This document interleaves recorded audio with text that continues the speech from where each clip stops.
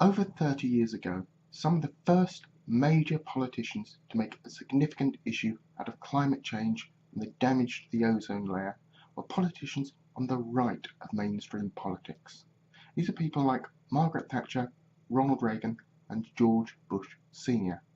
However, over time, climate has become seen to be more of an issue for those on the left of politics, and those on the right seem to have totally changed their position, with some even denying that it's even an issue.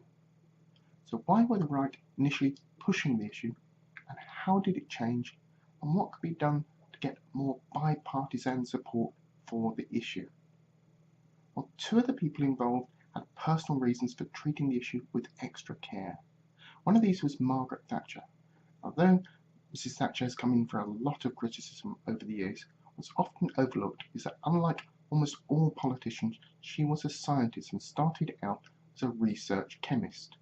When the issue first came into political arena, Margaret Thatcher set up a meeting with a group of scientists and grilled them extensively over the issues. In the end, she became convinced of the validity of their arguments and was prepared to take action. In a later meeting with Ronald Reagan, who just had a skin cancer scare, Mrs. Thatcher then also convinced him to take action, especially in regard to the ozone layer. But even with these two forceful personalities supporting the issue, how are they able to bring their parties and most of the right wing along with them? Well, at this stage, the climate change and the ozone layer were considered major issues in the scientific community. People weren't sure of how widespread the effects would be or how quickly action needed to be taken to resolve the issues. It's meant that the policies and the debate that politicians of the right were leading went in a particular direction which appealed to their core supporters. It's because the environmental issues were presented as protecting the people from a threat, using innovation and new technology to solve the threat, and creating new jobs and new industries to deal with the problem. New companies could also make substantial amounts of money generating cleaner electricity. The governments could then use government agencies like NASA and various educational institutions to gather more information on dangers. These bodies could then work collaboratively with companies to solve the issues. The politicians on the right also wanted to remove subsidies and government ownerships from parts of the fossil fuel industry. Putting all this together involved solving the issue with relatively little government direct action, and the market, guided and supported by the politicians, could solve the problem. All of this mirrored many of the issues and solutions that the right found it very easy to support. Many green policies were relatively easy adopted at that time.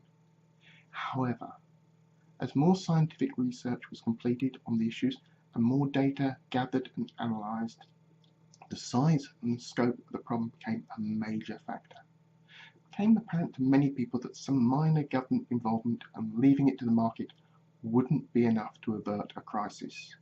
So instead, many people started to talk about increasing regulation, with taxes on the fossil fuel industry, at the same time giving subsidies to green energy, with thoughts about implementing limits on carbon dioxide emissions might limit manufacturing output and raise costs.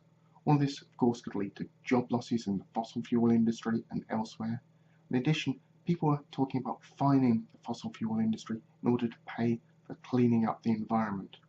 Alongside this were also international meetings and cooperation. The way forward, like Kyoto Protocol, produced targets for developed countries to reduce their pollution. While this did seem a logical way forward, was a step that many of the policies of people on the left agree with. These policies were seen against many of the core values of free market capitalism of those on the right. When this dislike of the way the environmental policies was going was then combined with some deliberately spoiling and misleading research commissioned by elements of the fossil fuel industry, meant that politicians on the right now had a way out. They claimed that scientific evidence wasn't clear, the problem was overstated or didn't exist. All these new regulations and restrictions on fossil fuels were an unnecessary burden on the economic activity of their country. So the politicians on the right went from promoters of green issues to now some of the staunchest opponents of green issues.